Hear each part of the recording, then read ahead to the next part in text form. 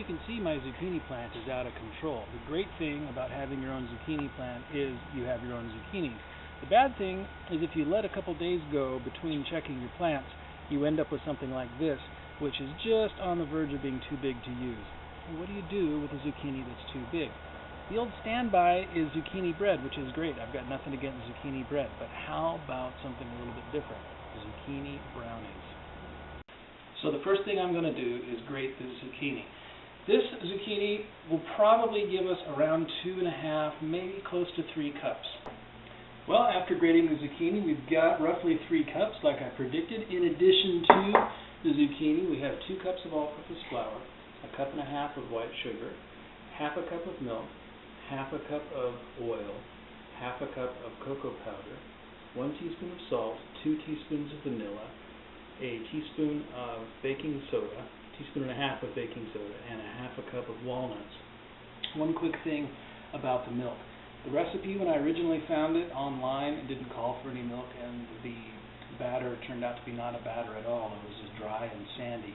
The milk makes all the difference. Okay, the first thing we're going to do is combine our dry ingredients. So we have the flour,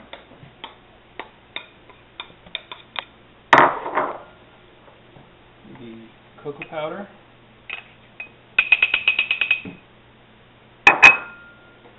salt, and the baking soda. Just stir it around a little bit so they get all combined. And then we will set it aside. Okay, next we are going to put the sugar in the KitchenAid along with the oil and the vanilla, and we will mix that until it's well blended.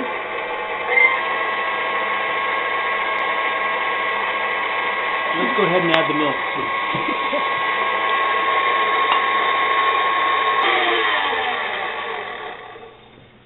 And then we will add our dry ingredients.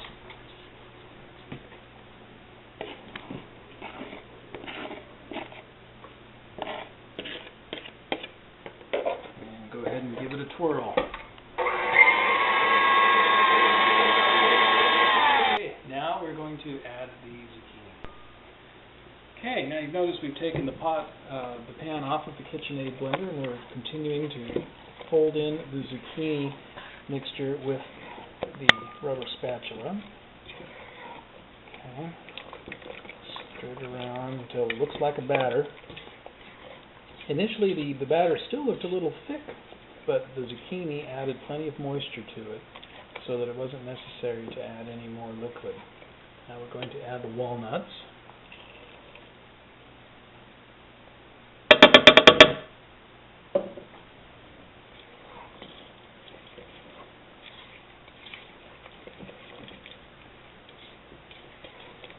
And once that is mixed together, we will pour it into a 9 by 13 inch baking pan which has been buttered and floured.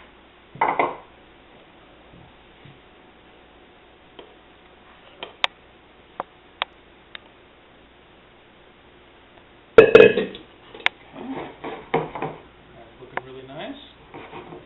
Now we will put this into a 350-degree oven, and we will check that in 25 minutes. So this cooked for half an hour. I ended up doing it for 30 minutes instead of 25 because we need a little bit extra time. We're setting it here to cool for a little bit while we work on the icing.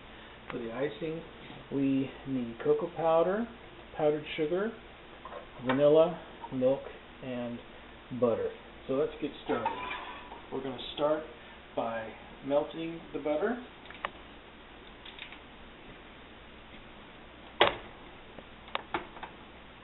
With the cocoa powder, and we will mix it together. Okay, so after this has melted together, we are going to set it aside to cool while we mix our other ingredients.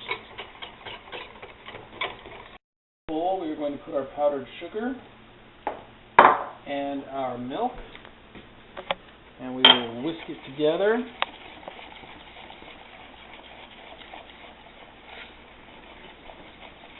until it becomes a sort of a goo. We'll throw in the vanilla as well.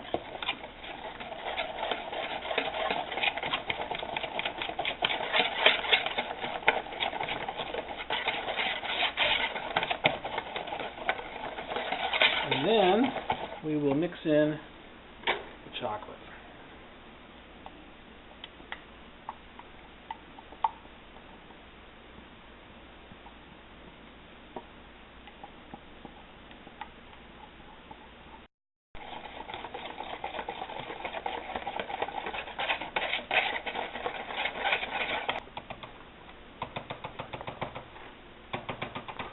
And then it's just a simple matter of frosting the brownies. So we'll pour it over like that.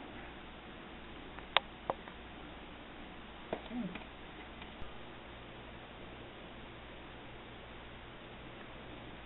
Spread this out, let it cool for a bit, and then what I'm going to do is put it in the fridge,